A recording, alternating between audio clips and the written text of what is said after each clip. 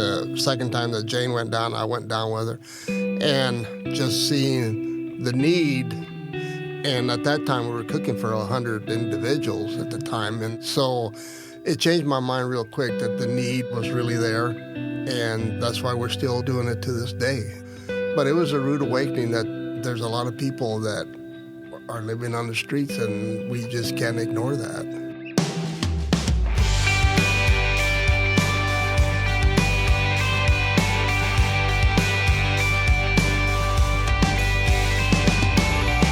Hello, and welcome to More Than Sunday, a weekly podcast where we take a deeper dive into the stories, themes, and questions of our faith. My name is Eric Chakowski. I'm one of the worship directors here at First United Methodist Church Richardson, and with me every week is one of our associate pastors, Josh Fitzpatrick. Hey, Eric, it's good to be with you. I am impressed that you are sitting in the same room with me after our fierce battle on the golf course the other day. We promised our listeners that we would give an update on our very first golf match. First of many, hopefully. Yeah, right. I mean, we had a blast. But the winner was... Believe it or not, this is not even built for radio or podcasting, but we tied. And total tie. Not only did we tie, neither of us broke triple digits, which I'm almost ashamed to say out loud. But, I know. But it was a wonderful day, and I hope we get to do it again sometime. It was a ton of fun. But beautiful day and great company. So fun stuff. This week, coming up, we have St. Patrick's Day. Do you guys do anything for St. Patrick's Day? We don't really do anything, except that we like to claim that it's actually called St. Fitzpatrick's Day. The lesser-known version. Seems kind of egotistical. Yeah, but sorry. It's a thing, St. Fitzpatrick's Day. That's how we celebrate. Okay. By claiming it for ourselves. But here at the church, we're actually doing a St. Patrick's Day lunch this Sunday, the 15th. So that is from 10:30 in the morning to 1:30 p.m. in Coleman Family Hall. It's church-wide, so everyone's welcome. It'll be featuring Irish stew, salad, rolls, dessert, and entertainment by an incredible Celtic band called 5 Second Rule, which our own Ian Gill and Rick Holt, who are on staff and members of this church respectively, are a part of that group, and they are awesome. So really good. Come check it out. You do not want to miss that. Now, speaking of lunch and speaking of food, we're really excited for today's interview as we continue to highlight various organizations and ministries of the church during this year of service. Today, we're going to be talking about a ministry called Body and Soul that feeds homeless people in downtown Dallas every Sunday. Today is another two-part interview. The first interview with our pastor of missions and outreach, Joy Anderson, and the second part with two church members who are regularly involved with Body and Soul, Jane Aitchison and Joe Olguin.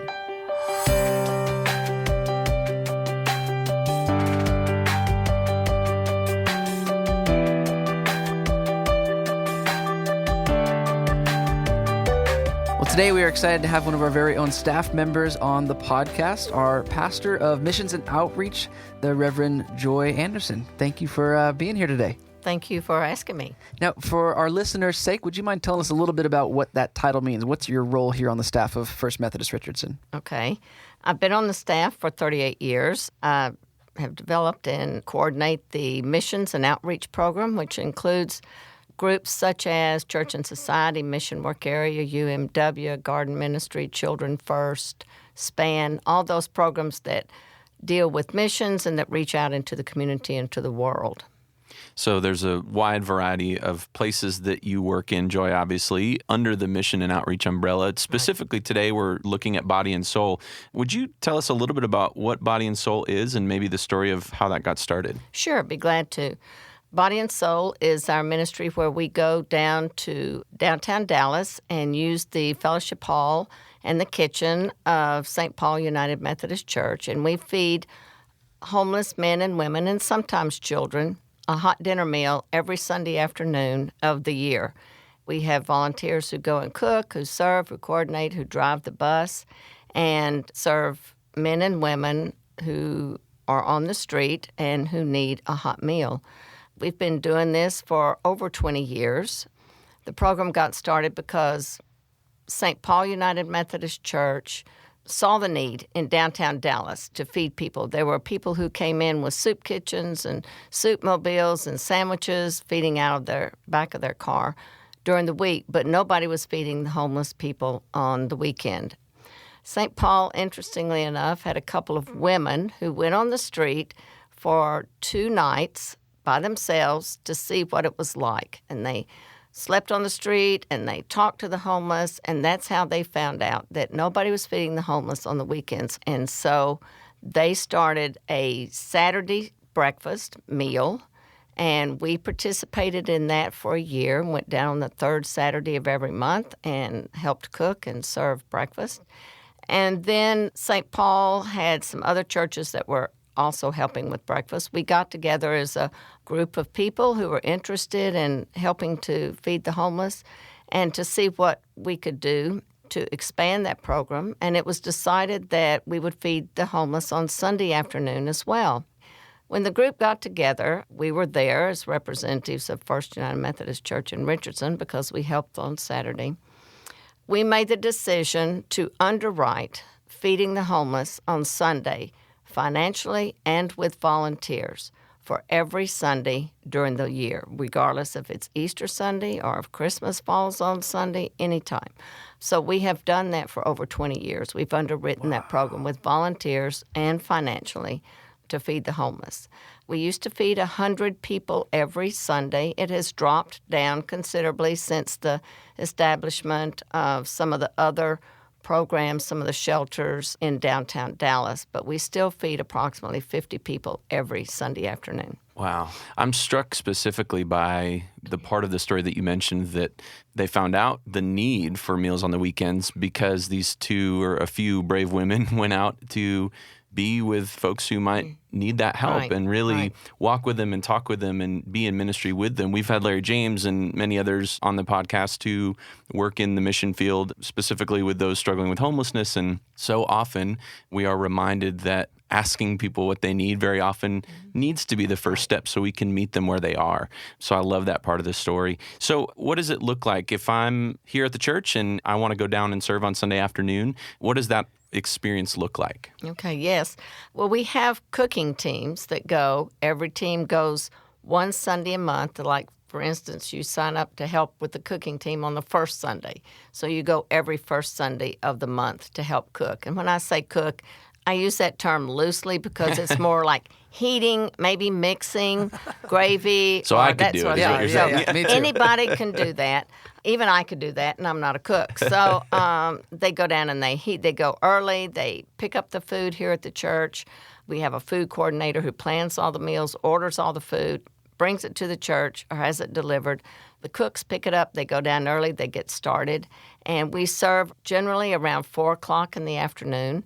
If you want to go and serve the meal, we have people who go and serve. We have some Sunday school classes that take a Sunday every quarter, every 2 months. We have one Sunday school class that goes every 5th Sunday of the year, which means they go once a quarter. We have people who coordinate a specific Sunday of every month. For instance, you might be a coordinator for the first Sunday of every month, or you might be the bus driver for the first Sunday of every month.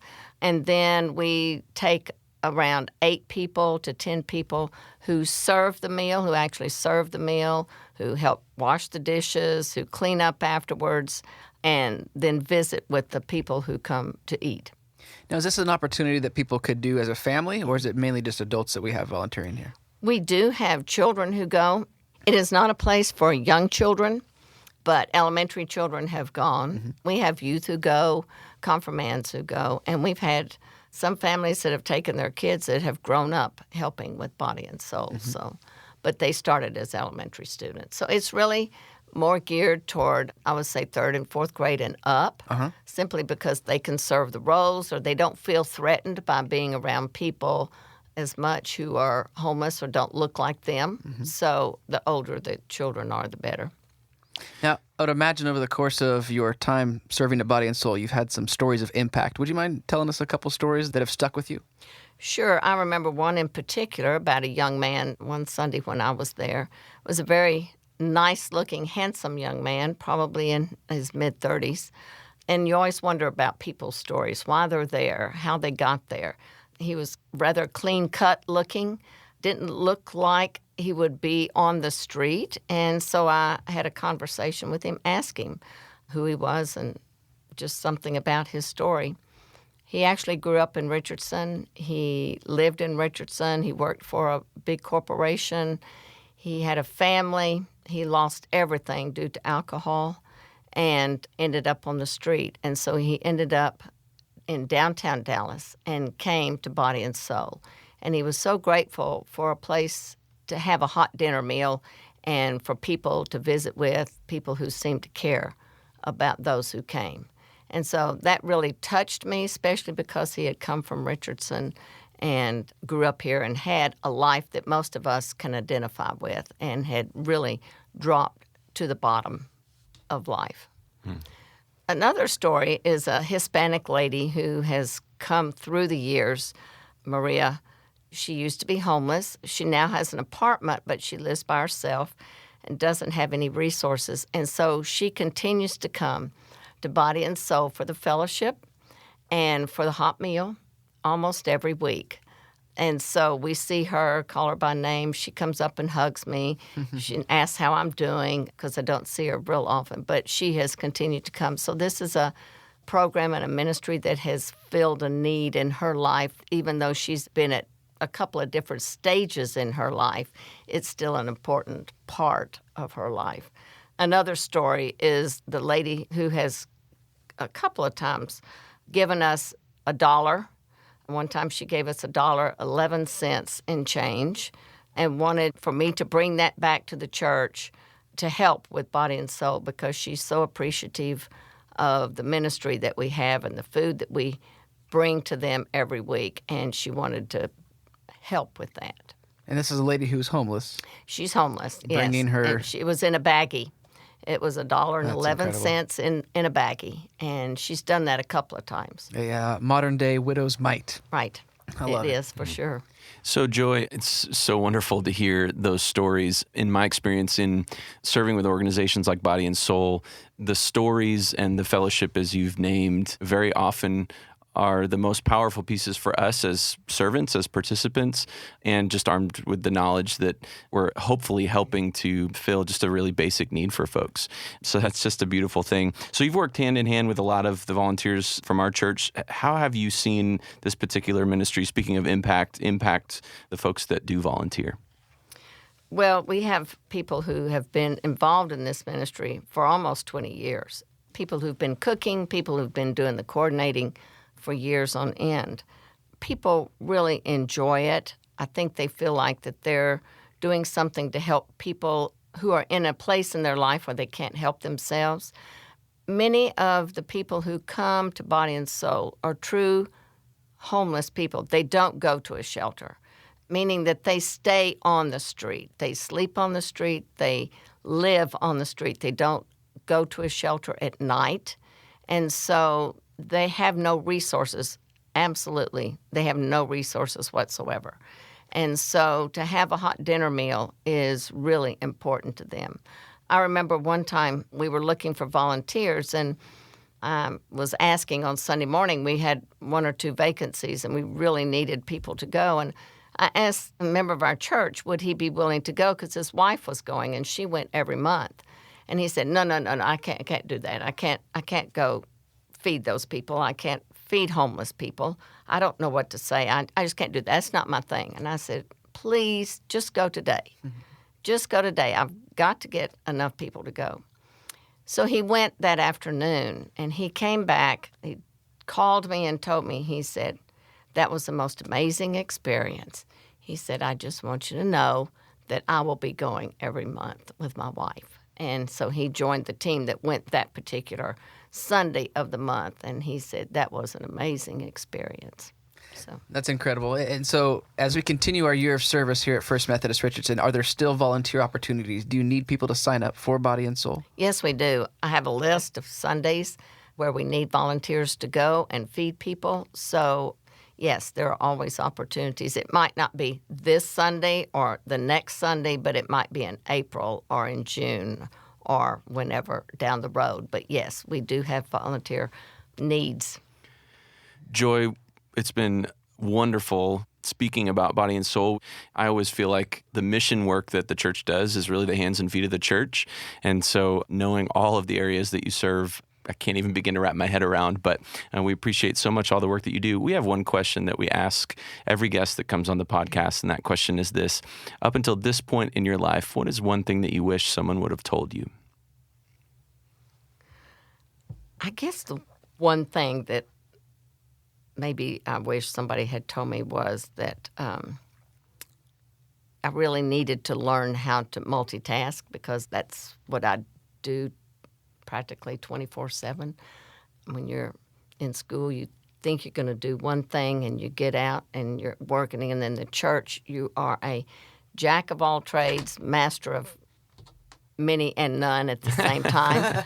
And so probably if somebody had said that, then you don't have to learn everything the hard way. You know that you're going to be doing all that. The other thing is probably you should keep your desk clean, because that is just something I can't do, is keep my desk clean. Don't come to my office. I was going to say, they don't teach It's either not of those my house, things in it's my seminary. desk. Yeah.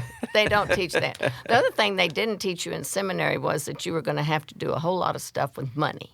Yeah, yeah. Even if you're not in the finance department, and even if you're not doing the budget of the church, man, you got to raise money and you got to handle money. And I never knew that beforehand. That should be our question going forward whenever we interview a pastor. What's one thing they didn't teach you They in seminary? don't teach you that. They never even talk about it in Oh, seminary. that is true. Well, thank you, Joy. This has been so fun to be able to talk about the Body and Soul Ministry. We really appreciate you joining us today. Well, I appreciate being asked to come, because it's such an amazing ministry, and it's been going so long, and the only reason it's gone so long is because of the volunteers who have given their time and their heart and soul to it for 20-plus years. Amen to that. Thanks again, Joy.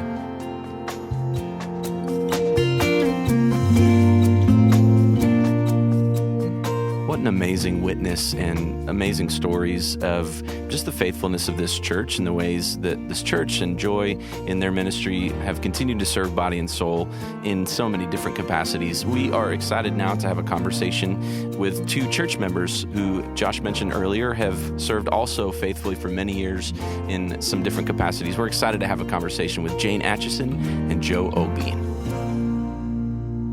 As we continue our discussion today about Body and Soul here at First United Methodist Church Richardson, we are thrilled to be able to welcome onto the podcast a husband and wife super couple who volunteer with the ministry here, Joe Olguin and Jane Aitchison. It is a pleasure to have you on the podcast today. Thank you, Josh. Thank you. Would you mind telling us a little bit about yourselves, how long you've been members of the church, and what other types of ministries you're involved? We joined the church in 2001. We had not been attending church prior to that for a long, long time, and we decided we wanted to start attending a church. And it was interesting. We both decided we wanted a church that had outreach, that wasn't insular, that looked to the community beyond the four walls of the church and help people out there. So some friends actually invited us to First Methodist Richardson, and we started attending and very quickly found out that there were wonderful opportunities for outreach at this church. And Body and Soul, I must say, grabbed our attention quickly because it is such a basic way of helping people. You are feeding them. You are feeding their bellies. During one of the services, the morning flyer of the church had work camp that was heading out to Mexico, Juarez region, and I pointed that out to Jane, and so that's what caught my attention, and so I immediately signed up for that, and that was even before we became members. So Jane's wanted to do something also, and so while I was still in Mexico and even before we were members, she went down with the servers for Body and Soul. So that's where it all started, and the need that we've seen throughout the years is still there after all this time that we've been doing it. Such faithful members of all kinds of mission work at our church, but as you named, you've been working with Body and Soul for years and years. So would you mind telling us a little bit about what your service with Body and Soul looks like, what that experience looks like for you? Well, we serve down at St. Paul United Methodist Church. It is an African-American church that was built by freed slaves I believe they started building in the 1870s. It's really a beautiful, beautiful church. And as I said, we came on in 2001. And I must say, it takes a village to do Body and Soul. We have a person who plans the menu, who orders the food, who makes sure the food is here at our church for the cooks to pick up every Sunday to take down to St. Paul.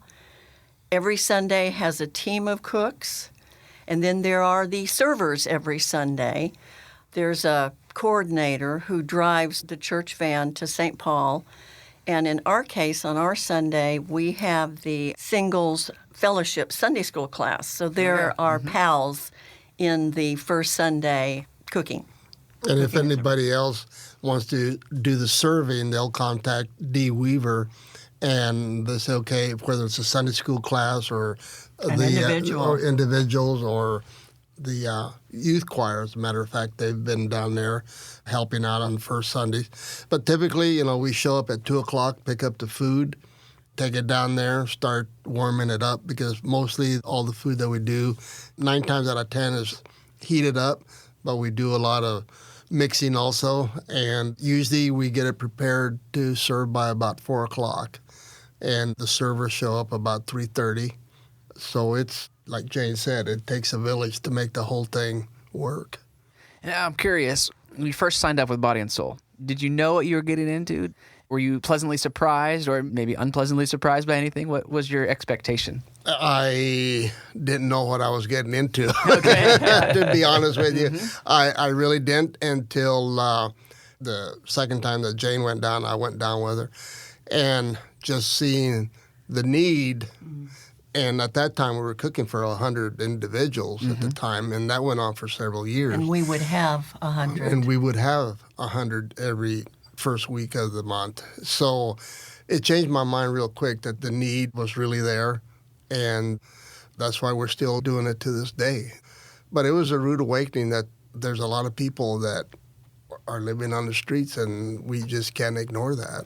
Well, and believe it or not, some of the people we're seeing to this day, we have been seeing almost the whole time that we've been going down. But then again, most Sundays there are new faces too, and we may or may not see them again. You just never know. So you talk about these faces that you've seen for all of these years, and again, the number of years that you guys have been serving with Body and Soul. I would imagine there are a plethora of stories that you have working with these folks where you've either experienced an impactful moment yourself or watched it happen with someone that you were serving. Is there a story or two that you would mind sharing that you felt like just really impacted you in a major way or impacted someone you were serving? I guess the one that's really hit me, and excuse me here, is the first time that I saw children. And that was a real impact, and it just drove us more to continue doing it.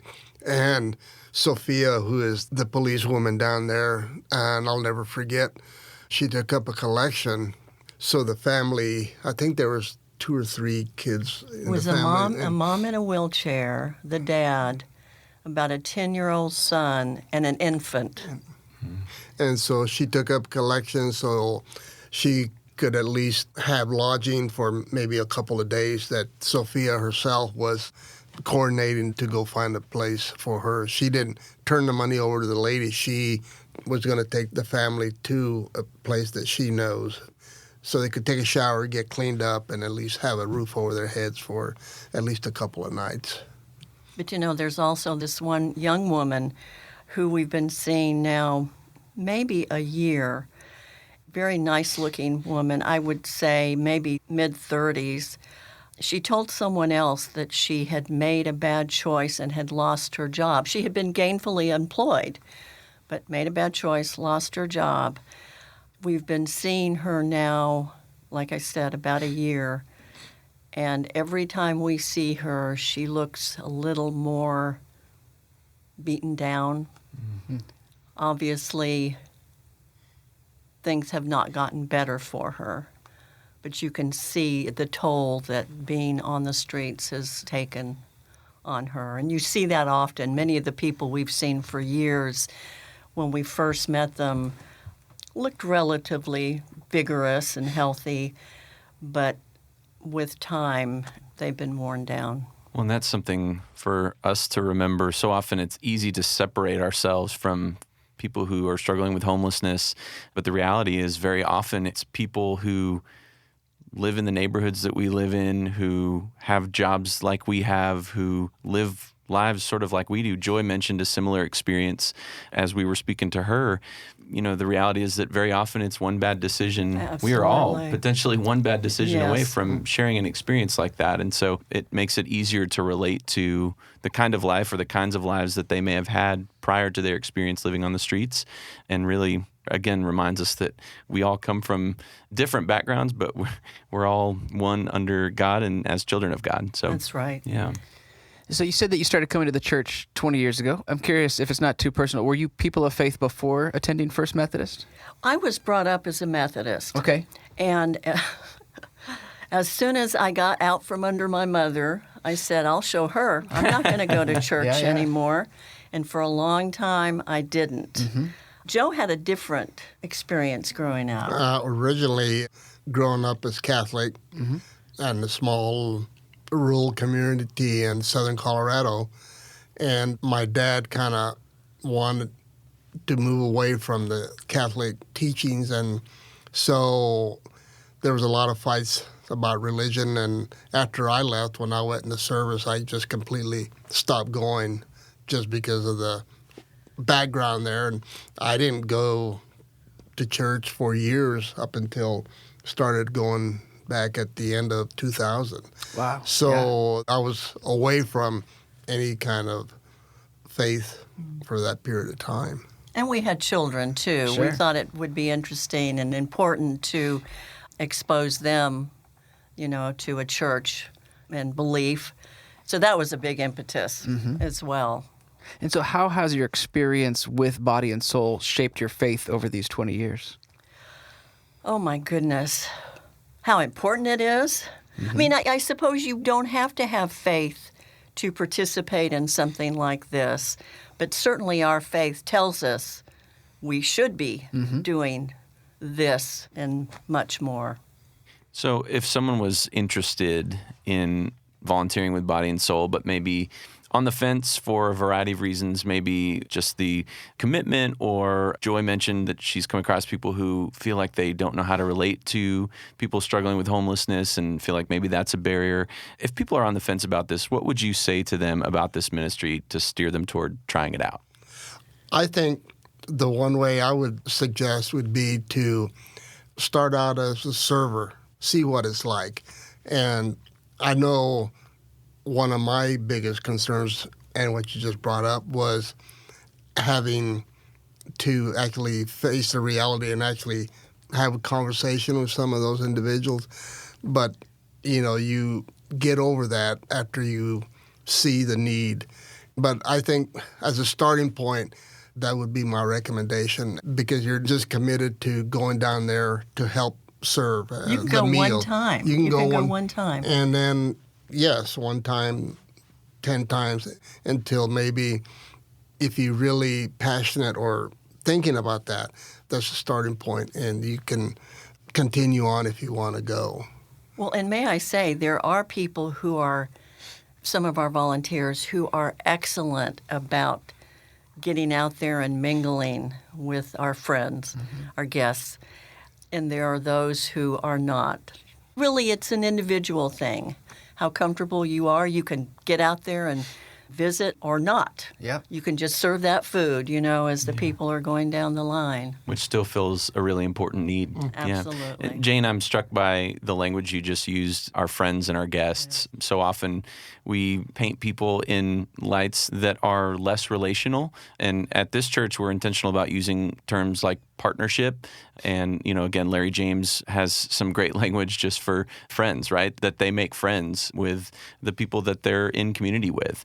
And I think flipping that script is such important language for us to remember as we do any kind of work like this. We are constantly inspired by the ways that you all serve the kingdom through the ministries of this church. We have really enjoyed this conversation. We have one question that we ask everyone who comes on the podcast, and I'd like to ask it of both of you. Jane, maybe I'll start with you.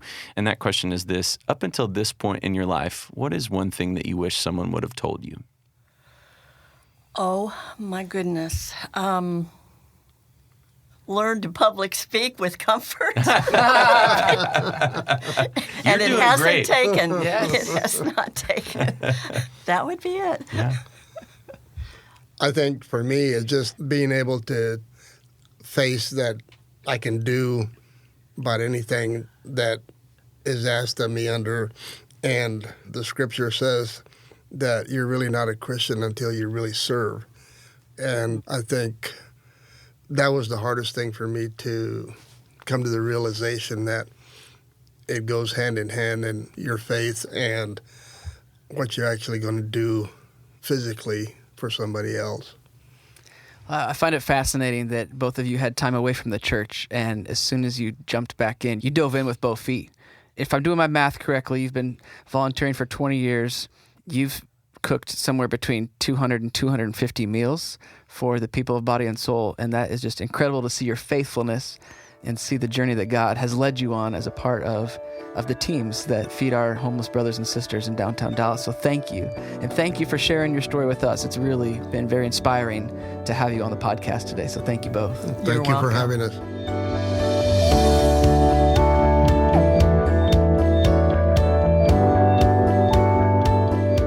Something that each of these interviews reminded me is that it's one thing to just talk about our faith and to read scripture, but something that is so foundational to who we are as Christians is actually living what we believe.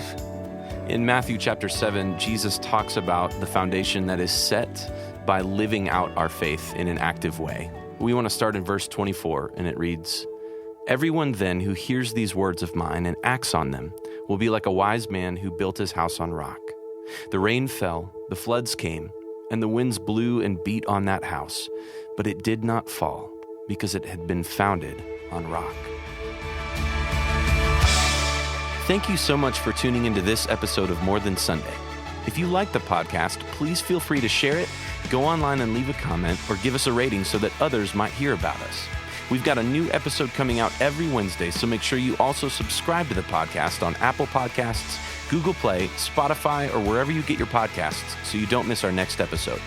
If you want to find out more about First United Methodist Church Richardson, you can find us online at fumcr.com, as well as on Facebook and Instagram.